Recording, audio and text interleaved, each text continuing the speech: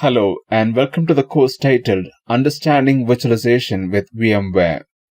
My name is Paklavan, and in this video we are going to discuss what we are going to cover in this course.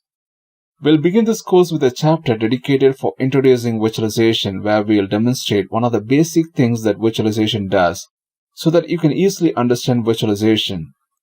In the same demonstration video, we'll also explain what a virtual machine is.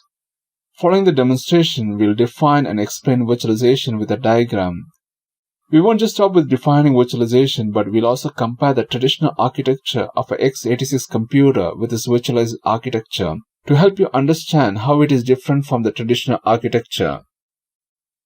In order to have a strong understanding of the fundamentals of virtualization, we'll also look at how virtualization works from a computer architecture point of view. This will help us understand as to what is happening behind the scenes to make virtualization work. And it will also lay a strong foundation for the later videos where we'll install virtualization software such as VMware Player and VMware ESXi.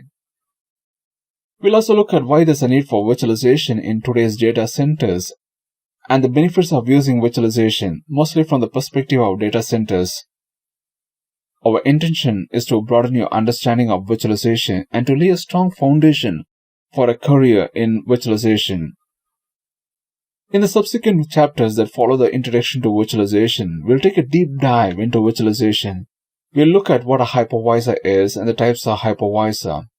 We'll also look at the types of virtualization, and in specific, we'll mention the type of virtualization that people refer to when they speak about virtualization. Since VMware is the industry leader in x86 virtualization, the later part of our course will be centered on VMware products, that is VMware Player and VMware ESXi. In the later part of the course, we'll introduce VMware Player and VMware vSphere ESXi, and we'll discuss its features and benefits. We'll also look at the system requirements or the hardware requirements to install VMware Player and VMware ESXi so that it will work as expected when you install it. As you know, a prerequisite for any software is that they should meet the system requirements before you install them. We'll show you from where you can download the VMware Player and VMware ESXi, and we'll also demonstrate the installation process in a step-by-step manner so that it is easy for you to follow the steps and to reproduce them at your end. We have two separate chapters dedicated for VMware Player and VMware vSphere ESXi. In a chapter dedicated for VMware Player, we'll see how to create a blank virtual machine using VMware Player. Once we create a blank virtual machine, we'll demonstrate in a step-by-step manner on how to install an operating system inside a virtual machine. For our demonstration, we'll install OpenSUSE. OpenSUSE is a distribution of Linux operating system, and so we'll show you how to install OpenSUSE inside a blank virtual machine created using VMware Player. We'll also discuss about VMware tools and why we should install it, and as you can expect, we'll demonstrate the installation of VMware tools in VMware Player. Once we finish with VMware Player, we'll look into VMware vSphere ESXi. We'll look at what VMware vSphere ESXi is, its architecture, how it works, and the features of free ESXi. When we talk about ESXi, we also need to discuss about the management software used to manage ESXi. So we'll introduce you to vSphere client. We'll also demonstrate how to install vSphere client, how to create a new virtual machine on an ESXi host using vSphere client.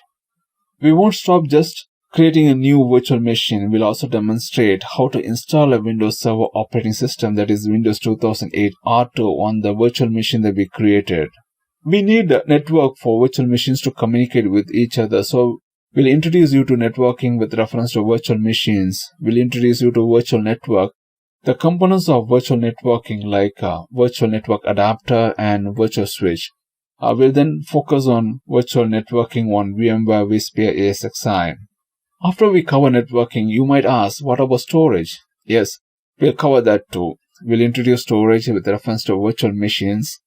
We assume that you may not know much about storage terminologies, so we take the liberty in explaining to you the basic terms that are involved in storage, such as file system, cluster file system, virtual disk, VMFS, and so on. We'll also discuss how virtual machines access storage.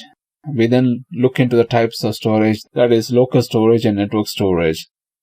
We assume that you have no knowledge of network storage terminologies. So we start out with what a storage area network or SAN is, explaining it with the help of a diagram.